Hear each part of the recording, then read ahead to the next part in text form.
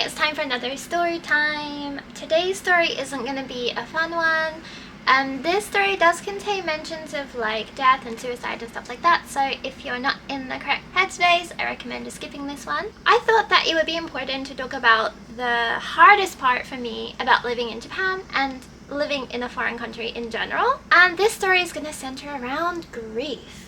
Grief is something I unfortunately have a lot of experience in, and it's a little bit difficult to talk about it, I think, because it's such a personal thing. And I was speaking to someone about this the other day. Until I experienced it, I didn't realize how many different kinds of grief there are, and I think it's a problem with the English language. Like, same for love. We need more words in our vernacular to accurately describe the different kinds of feelings, because I don't think the word grief can really cover all aspects. And every time I lost someone, the feeling was very, very different. So I think the word grief doesn't accurately represent all the different kinds of things you can feel. The reason I'm talking about this in relation to Japan is I had this conversation with someone the other day who's moving to Japan, and I said, make sure that you don't leave any unfinished business or anything left unsaid with anyone back home. And it's an awful thing to think about, but particularly when you're leaving your friends and family back home and you're moving to someone like Japan and you're not sure when you're going to be able to go back, you have to kind of think about the chance that while you're in Japan, something terrible could happen to someone back home and how you're going to deal with that. Like, you really, really need to make sure that you have money in place so that you can fly back if something happens. What are you going to do if someone close to you dies? Like, are you the sole, are you the head of your family? In that case, like, say one of your parents passes away, how are you going to arrange their funerals and stuff like that? It's just something that people don't often consider when they move to a foreign country, and it's very, very important to think about. For me, both my parents were already quite old, so it's always been in the back of my mind, and I come to the terms with the fact that they wouldn't live as long as perhaps some other people's parents, so that was always in the back of my mind. But then I've known people living in Japan whose parent suddenly passed away, and their parent was really young, and it was very, very surprising and shocking, and like they didn't have enough money to get back, and they didn't know, they didn't have open channels to be able to communicate with people back home, so it was very, very hard. So this is something that I always think that you should really consider about before you move to Japan. And I know that death in general is very taboo and we don't like to talk about it, but I think it's really, really important if you're moving to a foreign country that you do talk about it and try to talk about it with people at home. So yeah, this is what happened to me personally. As I mentioned before, my parents were pretty old.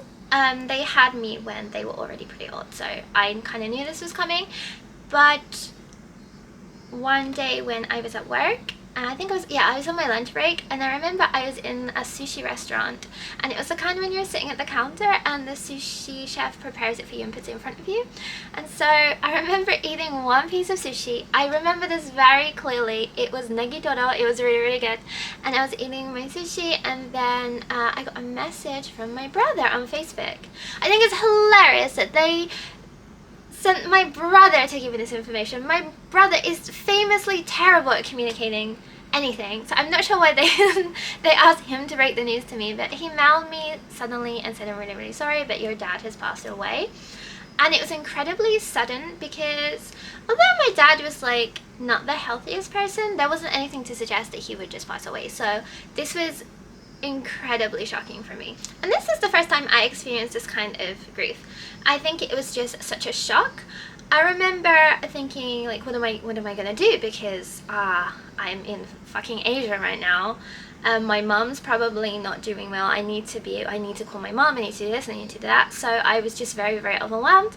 And I remember I ate one piece of sushi, but I still had one other piece of sushi on the plate, and it's just something about me, I just can't waste food. And I had to try to eat this piece of sushi, and I just still remember how hard it was. Like, my body just wasn't accepting food, so I was choking. I was just trying to eat, like, I need to get this out of the way.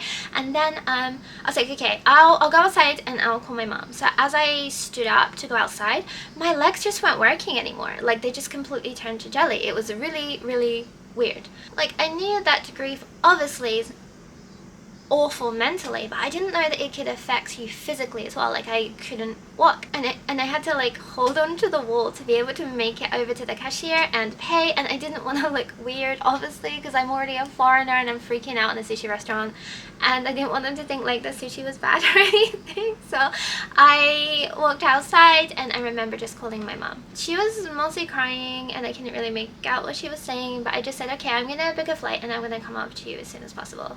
And yeah, so like from the get-go, immediately I wasn't dealing with the emotions of my dad just dying. It was all about booking flights and like worrying about the people who were back home because they're there by themselves. And then yeah, I actually was on my lunch break, so I just went back into school and I did my last 2 classes and I went home. And people were like, oh, I can't believe you went back to work after finding out that terrible news. And it's like, this kind of job, there's literally no one else. Like if I don't go do that, there's no one else there. And I think this is another thing people don't understand about becoming English teachers, particularly if it was a job like I wasn't like an AOT, I was like the only teacher for that job. Like you can't just skip out. It doesn't matter what happens, you have to try and be there, because otherwise like what the fuck are they gonna do, like send the kids home? So yeah, and I'm already in Asia, like there's nothing I can do now. So I just went back, taught my last classes, and then I left. And this is another thing, is that I remember that entire day I booked my flights, I had to call my boss, I had to do so many things, I had to contact so many people, that I didn't really process my own emotions, and I didn't even like cry. It was really, really bizarre. I remember my friends met up with me that evening, and it was really, really cute.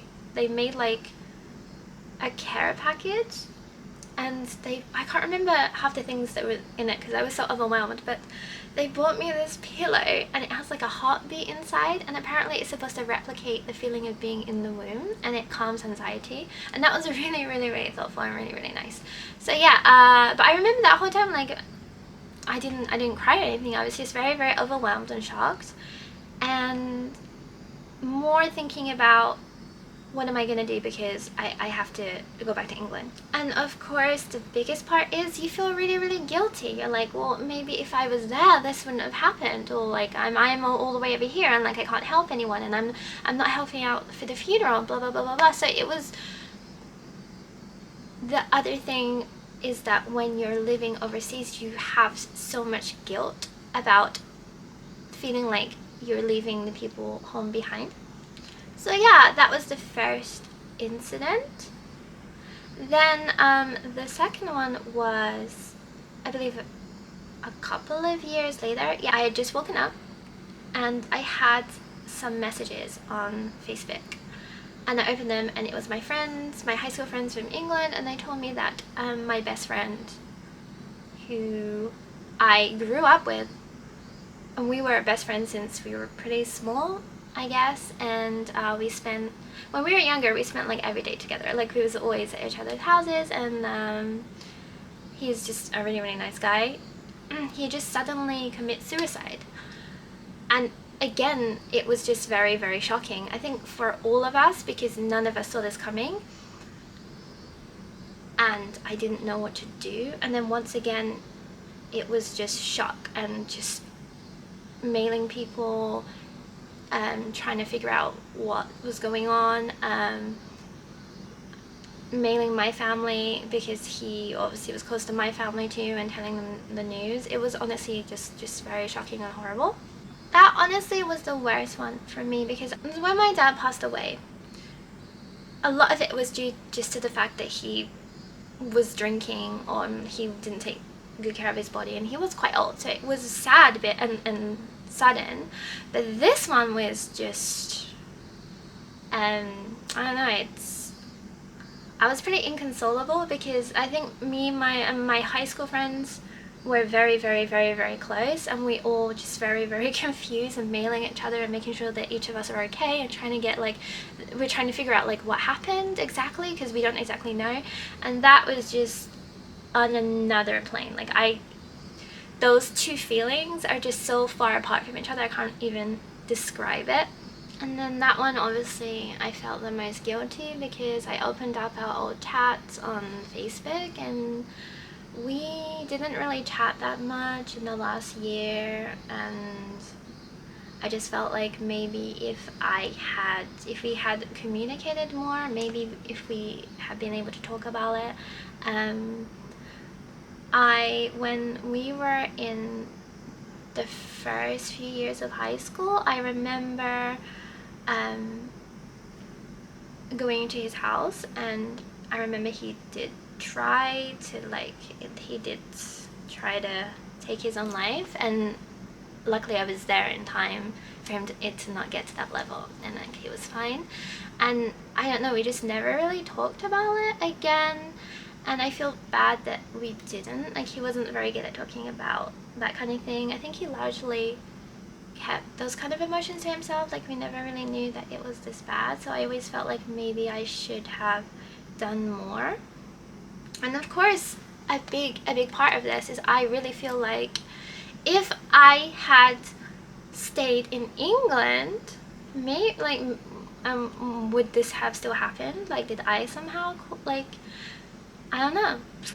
And then speaking with my friends from high school, we were all mailing each other, and they were like, oh, I feel like if I had done more, if I did this or if I did this, and I feel like we were all kind of feeling the same way. And of course everyone gets busy in their lives, particularly as you get older, and you don't communicate as much, and we all felt kind of responsible. So yeah, it's just something to consider, because I've met a lot of people in Japan and they've had something very, very similar happen to them, and it's a lot of feelings. And that's one thing I also feel bad about, because shortly after that I think the pandemic started, and I haven't been able to go back to England, and I really want to go back to England next year if I have enough money. And I would really, really like to visit his grave. That's like one thing that I have had on my list and I haven't done yet, and this is also something I feel really guilty about. I'm not really spiritual, and I don't really, the whole visiting cemeteries and stuff doesn't really resonate with me, but this is something that I do want to do. I would like to go visit his grave. So yeah, that was like a rough couple of years, and then after that happened, the pandemic started, and that's when my mom got sick. And again, like, the next one is a completely different process, because when one of your family members gets sick and it seems like they're not going to get better, you start the grieving process a lot earlier, and it's not like a sudden like whoosh of shock and grieving. It's just like a really slow, more insidious thing, and I don't know like which one is objectively better or worse, because honestly they both really, really fucking suck. But this one, my mom got sick, and it seems like now, at that time it was kind of funny, like, because it was right as the pandemic started, but it wasn't like people were still unsure how it was going to go, or if it was going to be a global thing or whatever. And my mom got like a mysterious illness, and she got pneumonia, and then she had a stroke, and a lot of the things she had, we found out later, were symptoms of having COVID. But at the time, like, they didn't even think COVID was in the area where she was. She was living in Spain, and that particular area, they didn't have any cases of corona, because it was just like super, super new. So looking back on it now, it seems like she did have corona, but at the time no one thought that she had corona. So yeah, she got really sick, and so again, that's another thing, you have to set money aside, because I obviously had to go back to Spain. And then yeah, she got sick, and then it just suddenly got really, really bad. So I had to quickly book flights and go back, and it was hard again because I had to do it around my work, and I had to sync up with my brother in England because he was going to come around the same time. And then right before I went, I got another call, and it was basically the doctor had told my mom's carer that I would be going back to say goodbye, and that her family need to come immediately because she's not gonna make it.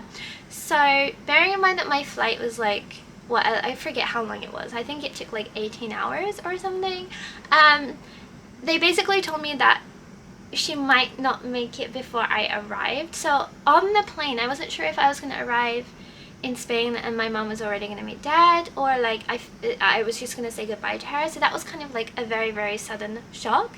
And this was at the start of the pandemic, right before the borders closed. I was unsure if I was going to get stuck in Spain. And I remember going to the airport. We stopped over in Qatar, and the airport was empty. Like, I've been to Qatar airport a couple of times, but this time it was fucking empty. It was so bizarre. There was no one there. When we went to Spain, the airport was also empty. It was just it was very, very eerie. Yeah, so I got off the plane. I went and dropped off my stuff at my mom's house, and then we went straight to the hospital to go see my mom. And on the way to the hospital, I didn't know what I was gonna find. Like, is she gonna be dead? Like, I was very, very like confused. And then we got there, and I met the doctor, and he said, "Oh, you have to take your mom home, like back to her house." I'm like, "What do you mean? Like, I thought you said that she was gonna die." And they're like, "No, she got better in the last 24 hours, and also because of this new mysterious illness, the beds are at full capacity, and we need anyone who's not immediately gonna die or immediately in need of care to just leave. Like, it seems like she can just go." So I was like, I went from going to say goodbye to her to being like, "Oh god, I gotta take her home." Like, I don't know how to do this. And then I went in the room to see my mom. She had her own private room, which was quite nice. The hospital and care and everything in Spain were actually really, really, really good. And it was very, very shocking, because the last time I saw my mom was like a year and a half ago, when I went back to Spain before. But this time when I saw her, she was like 1/5 of her body weight. She was absolutely, completely skeletal. Like, I don't know what happened in that time. I think it was just mostly because of the pneumonia that she just got really, really sick, and she just lost all her body weight. So it was really, really weird. It wasn't like it didn't even look like her. And obviously because she had a stroke, she wasn't all there, and I was also worried that she wasn't going to recognize me, but luckily enough she did recognize me, and we managed to have a really, really nice conversation. But yeah, it was just, and because she lost so much body weight, she wasn't able to like walk properly or anything like that, so we had to use a wheelchair. It was nice in the sense that, like, I was like, okay, she's gonna live longer, this is great. But it was also just shocking in the sense that she wasn't the same person as when I saw her last time, and that was a really, really big shock. So we had to like communicate with the ambulance staff and put her in a wheelchair, and we had to take her back to her house, which wasn't too far away. My brother hadn't arrived yet. He wasn't arriving for like another couple of days, and I brought my mom back to her house. And it wasn't like last time, because this time she couldn't walk, so she couldn't use the bathroom by herself, so I had to help her use the bathroom. And she had to be on a very strict diet of completely no salt because of her heart. So I had to go to the supermarket, and everything's in Spanish, and I'm looking for all the like no salt options. She had to have a whole bunch of medicines from the pharmacy, also again in Spanish. So I'm doing this in Spanish. I do not speak Spanish, but I learned quite a lot of Spanish in this time. And yeah, it went better than I expected. My brother came over, and it got a little easier, obviously, because even though my mom's she's really, really light now, it's also hard to pick up like a whole person. So thankfully my brother was a lot of help to like carrying her places and putting it in her wheelchair and stuff like that. So like for the next 2 weeks we just took care of my mom, and I'd never taken care of someone 24 hours a day before, so this was like a whole new experience for me, and it was just a lot. So yeah, this was the longest week of my life. I did not sleep at all, because my mom did have a stroke, and she was showing signs of dementia. One thing is just she didn't know what time it was at any given point of the day. So like at like 4 a.m. every night she would just scream my name like really, really loudly, and I'll burst in her bedroom like, "Mom, mom, mom, you okay, you okay?" And she's like, "I want a hot chocolate." I'm like, damn. So I'd make her a hot chocolate, and I would put it next to her bed cabinet. I'm like, okay mom, well it's 4 a.m. so I'm gonna go to bed now, and I get in bed, and then like 15 minutes later I'd hear her scream my name again. So I'm like bursting the door like, mom, you okay? Are you okay? She's like, oh, I want a hot chocolate. I'm like, I just made you a hot chocolate. And she's like, oh, I forgot about that one. I'm like, oh, okay. So I make her another hot chocolate, and just like eventually I just slept the end of her bed like a cat, and just because she kept waking me up anyways, and I didn't sleep at all. My brother also suffers from like chronic sleepwalking syndrome, so like my brother would wake up in the night still asleep and like bang on the door to try and get out and stuff like that, so I had to make sure the doors were locked. It was just like, honest to God, the worst 2 weeks of my life. It was horrible.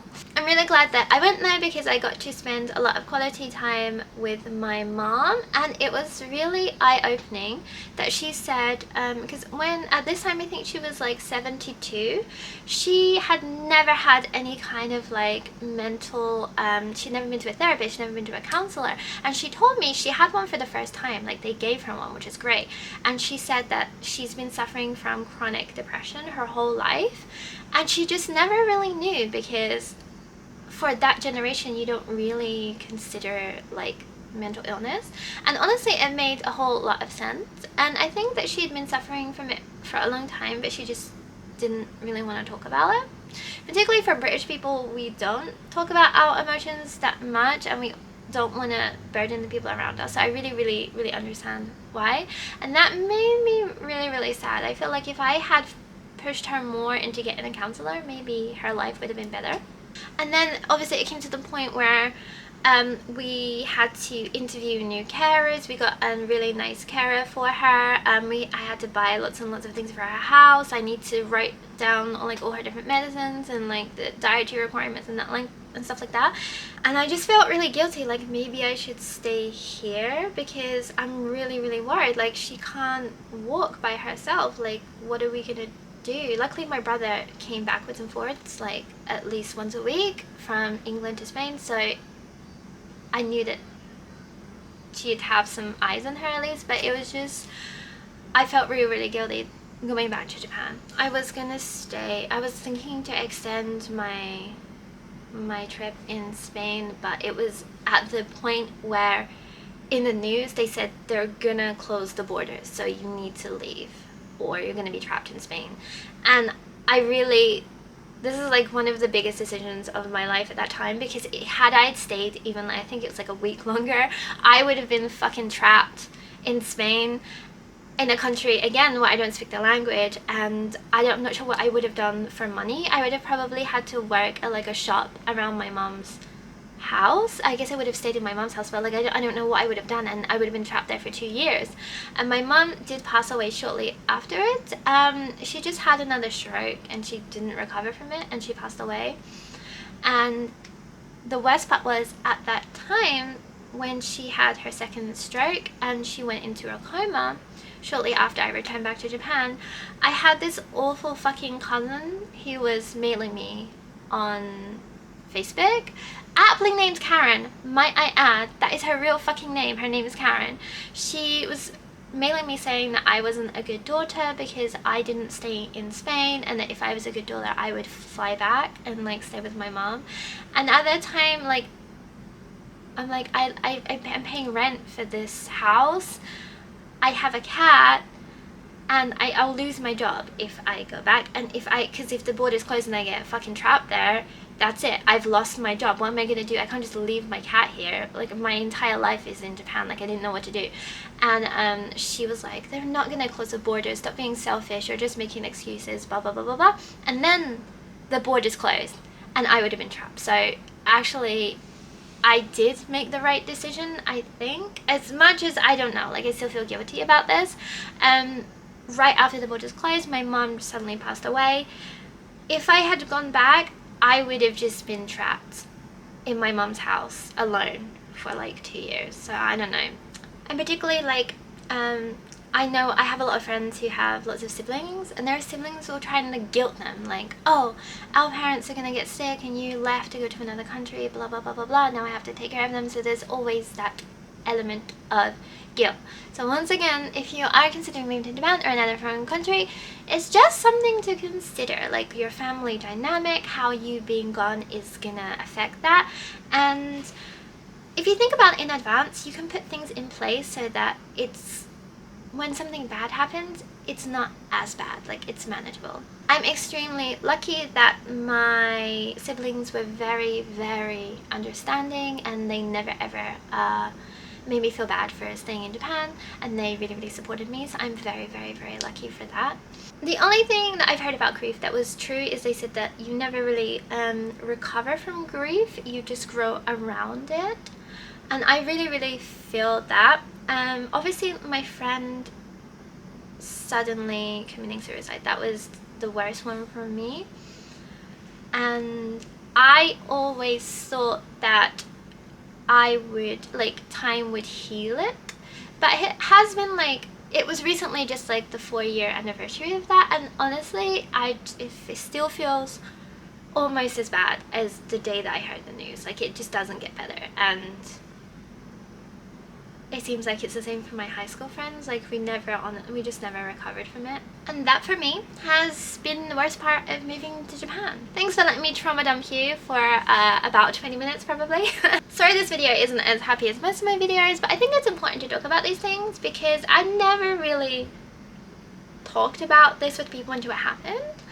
And it's very, very hard to understand this feeling unless you have experienced it yourself. And again, everyone feels these things very, very differently, and it's, again, not just one thing, there's all these other emotions. I would just recommend not blaming yourself too much, and if you can, try to put up a plan in your head for, like, if this happens then I'll do this, because I always, since I moved to Japan, I've always tried to make, like, little backup plans for if things happen, and honestly it really, really helped me. But again, the worst part of this whole thing is because most of my brain was being used for planning flights and everything like that, I didn't properly get to grieve for people that did pass away, and I'm still kind of dealing through that. So yeah, make sure you give yourself proper time to grieve and take care of your mental health, because in the end, when my mom was very sick and she finally got to